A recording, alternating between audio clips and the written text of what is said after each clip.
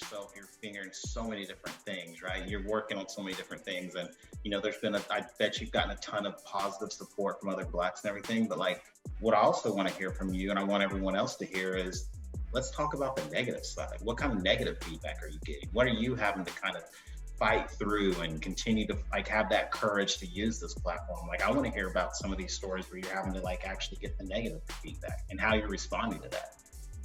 Yeah, I mean, it's a fair question, and it does happen. I think that I was surprised by the vitriol, especially I think in our country over the past few years. It's been a little bit more of a free-for-all, right? It's almost like, hey, you could say that and no one's going to say anything, or okay, let's just keep pushing that.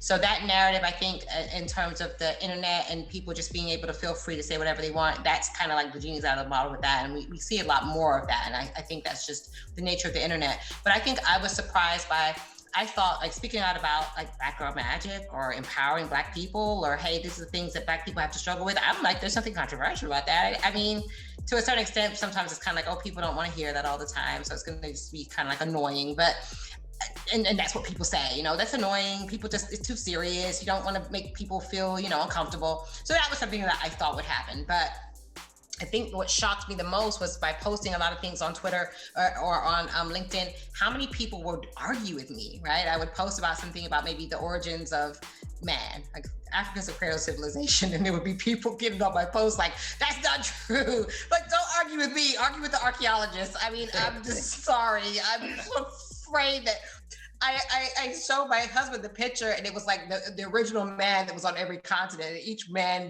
they had their fro, and it was just like, that's the reality. It's not something I made up. This has been like literally been chronicled by historians and by archaeologists, and DNA shows that that's the truth, right? But people just were pushing back about stuff that I was posting. I'm just like, there's nothing controversial. I learned that in high school, and I should have learned it in kindergarten because it's the truth. But there's certain lessons and certain historical things that I thought would not be controversial. I didn't think would be triggering, and I found a lot of people would push back.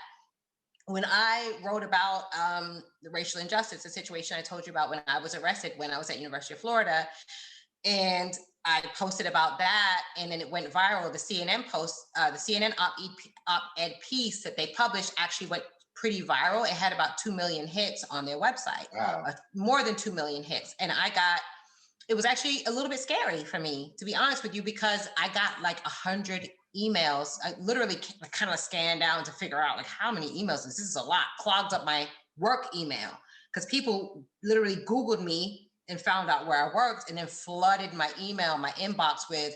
Some of them were good. Some of them were like, keep speaking out. We support you. But a lot of hatred. A lot of people saying, go back to Africa. You're dumb, or your writing sucks, or who do you think you are? And I was really put off by that. It was actually a little bit scary because I was like, okay, if this person literally was like a manifesto, not like a one-liner like they do on LinkedIn, like, oh, I don't agree. It was like this person actually sat down and wrote like a thesis and a research paper about why what I said was wrong in this op-ed piece. And it did scare me. I was like, okay, if this person has that much time on their hands, are they going to try to find out where I live? Are they going to try to do something that, would ratchet up kind of the rhetoric that was being spewed, or some of the hatred that was being spewed?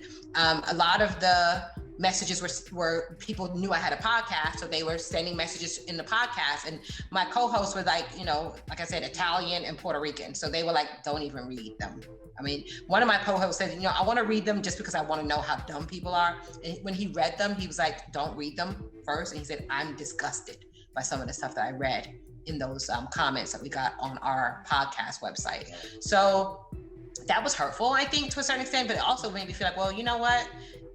People didn't like Martin Luther King either when he was alive. He had a 75% disapproval rating when he was assassinated. People didn't like Malcolm X. People didn't like what Rosa Parks was doing. These people that were lauding and holding up during Black History Month, really during their lifetimes, were hated. And if people want to hate me because I'm telling the truth, or people want to try to say that I don't know what I'm talking about, I always have my receipts. Like you, I feel like, okay, well, I'm going to have my stats. I'm not telling you something I think. I'm telling you something from CDC, or this is from, the Census Bureau. This is from, BLS.gov. I'm not telling you something I'm making up. I'm always going to come with the reality of what's happening, and I'm going to challenge the system because the system needs to change.